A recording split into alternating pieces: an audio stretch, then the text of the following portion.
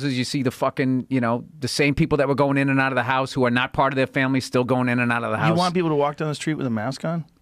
Let's not start this, Joe. Do you, though? Let's not start this. Okay? Let's start it. I don't want to start this bullshit. I'm not going to sit here with no medical degree, listening to you with no medical degree, with an American flag behind you, smoking a cigar, acting like we know what's up better than the CDC. All I do is I watch the news once every 2 weeks. I'm like, mask or no mask? Still mask? All right, mask. That's all I give a fuck about. I don't care. And then everybody wore the fucking masks. This is like rollerblading. Everybody fucking rollerbladed, and then there was that one fucking homophobic joke, and then everybody acted like they never did it. And then 100 million fucking rollerblades got thrown into the fucking ocean. We all wore masks. And then all of a sudden, people are fucking sitting there. Well, you don't have the body type for it, dude. Your fucking knuckles would scrape on the ground. Even with that extra 2 inches. I just love how wearing a mask became like this fucking like soft thing that what you were talking about. So just great. Anything that I say, I don't watch it. I envy you at all. I envy that you just do that. You just shut everything down. Me, every day I check what part of the world's on fire right now. I don't like hysteria. I don't like making decisions with hysteria. And when I first became a dad, the hysteria of other parents, I would be looking at them, but I wasn't listening. Because that's what was the tone of everything was saying. You know, better get some sleep now. And you'd be like, and then anytime you say anything positive about your kid, how old's your kid? 7 weeks. Oh yeah, how is? She's great. She's great. Oh, wait till 7.5 weeks. It's like, dude, maybe you suck at it. Yeah. How about that? Yeah, you're sitting there with your fucking legs trembling. What are you fucking talking? Is it Hannity? I don't know who he is. No, it's not Hannity. Hannity was the guy who they put with that fucking that like rooster at the end, a chick in the end of his life looking guy. Like, here's your liberal. Dude, and all my relatives who are conservative are like, I mean, look at him. I mean, he's so meek. It's like, this thing is cast like a show. Yeah, who was that guy that he was with? Hannity and Combs. Remember Hannity that? and Combs. And the one guy looked like he was on death's door, and he was the liberal. Oh, he was gray. Yeah. He was gray. And the other guy looked like a football hero, astronaut with the square big, jaw. thick face. Nice fucking head of hair. Nice the other guy with the hair. little glasses. He looked like Mr. Burns, right? Yes. And he had no spine. He wasn't strong arguer. Oh, he was there. He was the Washington Generals, and the other guy was the Globetrotters. Conservative point, and then you put on like, buddy, let's just sit down for a second. You were on a bicycle. You wanted to burn some calories. You're obviously into it by the way you're dressed. Okay, you're enjoying America's great parks. Right. You come across these kids. You know, do you like kids? Have you ever attacked a kid before? They're just putting a piece of paper up with the point of view. Like, what do you think led up to that level of a response? Because I have to be honest, like, we've all fucking snapped. My favorite part was the sound of the bottom of his shoes that clip into the pedals. Click, click. He sounded like a little show pony. He was trying to growl like a tiger, and he sounded like My Pretty Pony, like somebody should have been combing his hair. So, I remember, because I was joking with him, I remember a long time ago, the Grill 93, this old Dick Doherty room. I remember that joint. So 2 guys were about ready to go at it in the club, and the bouncer gets them outside. Okay, and this guy's trying to say his point of view, and he put his hand on his shoulder. He goes, no, all I was trying to do, he barely went like that on his shirt. And he goes, okay, first of all, don't touch me. That's what the bouncer said. And just immediately it was here, and then it went to here, and then those 2 guys started yelling at each other, and then within, I don't know what the fuck, he just twisted the guy up and took him out. And I forget who the fuck I was with. We were fucking dying laughing. It just became a catchphrase between us. He would come up, hey, Bill, you working this weekend? Okay, first of all, don't touch me. Just you immediately just escalate it, where it just becomes a what the fuck. And then, first of all, don't touch me. From 90% of guys is immediately going to put you in your ego. That is beautiful. You need one of those in your life, Bill. I do. I need you driving one of those. And this is what I love about my wife. As I'll show her that. I go, what do you think about that? She's like, that's a fucking good-looking car. And she would be cool if I got something like that, I think. For sure. Look at that, but look at that color. I'm too fair-skinned to drive that. You need olive skin no, or more. You could pull it off. You could pull it off. You need one of them paperboy hats, though. No, that thing would fucking That thing would blend too much in with my beard. I just look like it'd be the Ginger Mobile. What color would you get? We were in high school. Everyone had pubes. Even in college, everyone had pubes. The apex of pubes was the 70s. But in the 80s they had it too. But you were proud of your pubes. In the 70s? In the 70s. Yeah?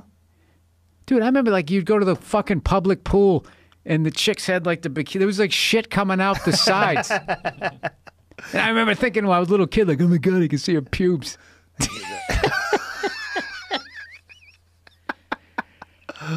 Yeah, pubes were hot. Yeah. Fucking be on here. You wanted to. Why, Joe? No big deal. You're a clean freak or something. Look at me. I'm cutting up these ashes like it's Coke. Yeah, that takes me back to Chelsea, going around the apex.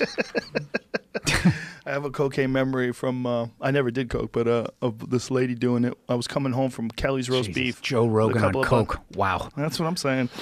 I'm smart enough to realize it's not for me. Well, what about me? Yeah. We were driving. I can snap on weed. I don't need to be doing coke. Weed and an espresso, and you're ready to fight. We were amazing how much longevity Holyfield had. And Holyfield started as a cruiserweight. I remember when he beat Dwight Muhammad Qawi for the cruiserweight title, and then gained all this weight to go up. I remember when he was a cruiserweight in the 80s when I was lifting and I was young and all that shit. I was like, that's the body I want. That's what I'm going for. Of course, I couldn't get it, but I was like, that's the shape I want to be in. You know how stupid I look if I fucking look like that? Oh, you look amazing. Going on stage, telling jokes. Just wear something that covers it up a little bit. What, a poncho? like going out with a big square Outlaw body. Josie Wales. Yeah. Outlaw Josie Wales poncho.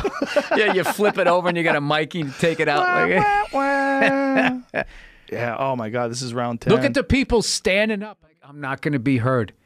And things are going to go in a way I don't want them to be. So the second there's a suggestion different than mine, I catastrophize in my head. And I don't just go be like, well, you know what? Actually, I can't do that because I'm doing Joe's podcast. Maybe I could do that tomorrow. I just hear the information and feel like I have no power. And then I go, oh, what the fuck? And then my wife's like, I just asked a question. And then I am so fucking up here. I have to like, it only takes me like 2 minutes. And then I come in, I put my head to the side of her head and I just go, I'm sorry. I don't want to tell you, you married a fuck up.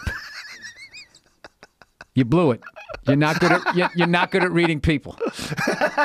You have no one to blame but yourself. Like that, I apologize like an asshole. Honest with you, so I don't know. Have you gone to therapy?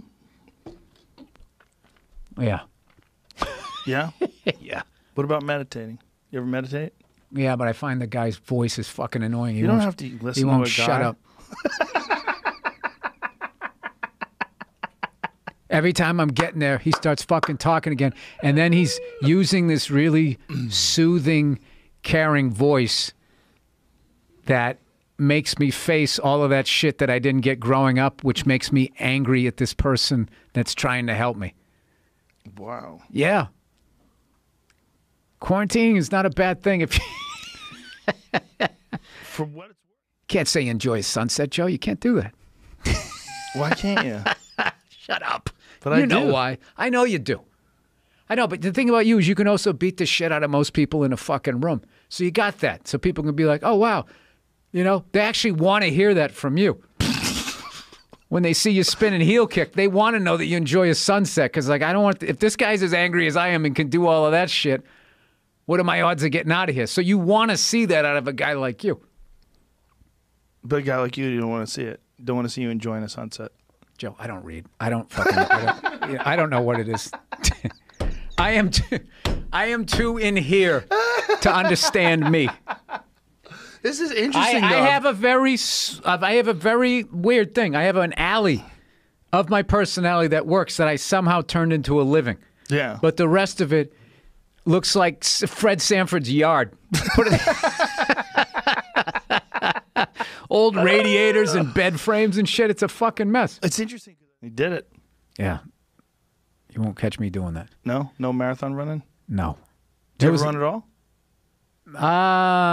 No, I was not. I used to ride a bike. I did that for a while where I I got so into it. I remember one time I actually was drinking in the afternoon and I still had to go on a bike ride. I got on a bike shit-faced.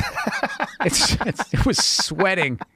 This is the 80s, too. No helmet, no nothing, and just fucking rode like 12 miles.